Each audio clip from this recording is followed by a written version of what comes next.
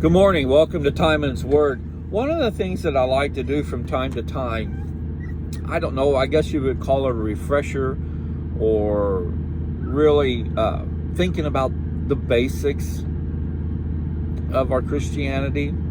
I don't really know how you would label it. But anyway, one of the things that I enjoy doing, and I do from time to time, is I like to read in John the 3rd chapter, the first few verses, the interaction between Jesus and the Pharisee named Nicodemus. Nicodemus, he was a Pharisee. He was supposed to know what they had of the Bible at that point. He was the teacher for people.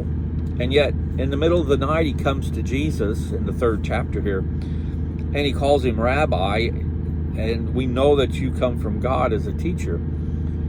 And they get to talking about salvation. And Jesus tells him that he must be born again. And Nicodemus just doesn't understand that. And of course, we have the knowledge and the complete Bible. We can look back and understand what Jesus was getting at. So I give Nicodemus, a break there. He just didn't know, but at least he was asking questions about how does this all come about? Because one of the statements that Nicodemus makes to Jesus is, how does a man enter into a woman's womb again once he's left? And then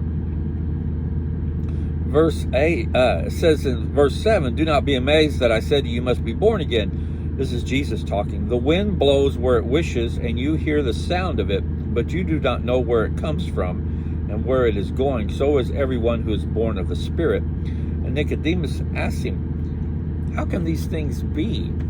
And over in Ezekiel, in the 36th chapter, verse 26, that's in the Old Testament, it says this, moreover, I give you a new heart and put a new spirit within you, and I will remove the heart of stone from your flesh and give you a heart of flesh.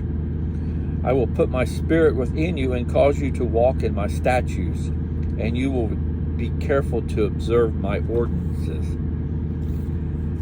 So, I think what I like about this passage and why I look at it so often is that it reminds me that when I accepted Christ, I became a new person, a new creature, if you will. Baptism is symbolic of washing away our old self, and when we come out of the water, we're now a new person. We've washed away all our old self, and now we're a new person walking forward in the light of God. But the thing is, it's up to each one of us is how we're going to take that journey forward. Some people get really fired up and they're out to save the world, and within a few months they fizzle out and they're back to doing what they were doing before, saying, well, this really wasn't worth it.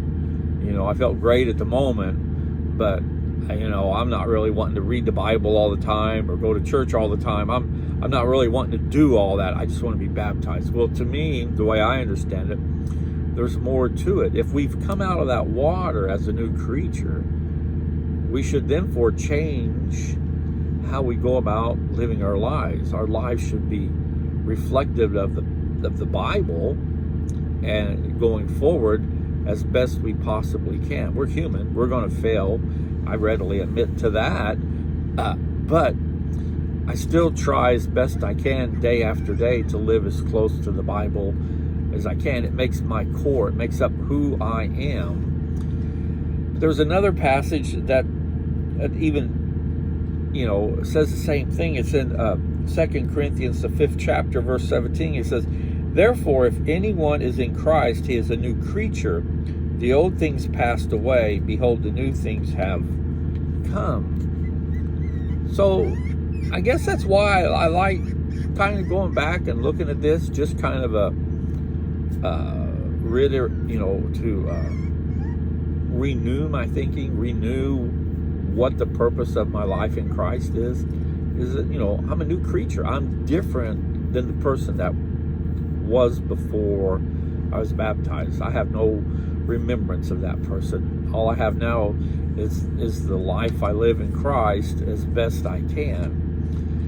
And the Bible is the core of who I am. It makes up who I am.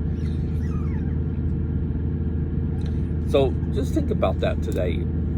Take a look at the first part of the first 15 verses in John, the 3rd chapter, and think about that interaction between Nicodemus, a Pharisee who's supposed to know all the law of the Jewish faith at that point. He's the guy, he's the teacher, but yet he comes to Jesus in the middle of the night, calling him rabbi, which is the highest form of honor at that time, from the way I understand it, and saying that he knows he comes from God. He's such a great teacher, and the interaction they have about this life in Christ that Jesus is talking about. But don't think of it as Nicodemus being ignorant.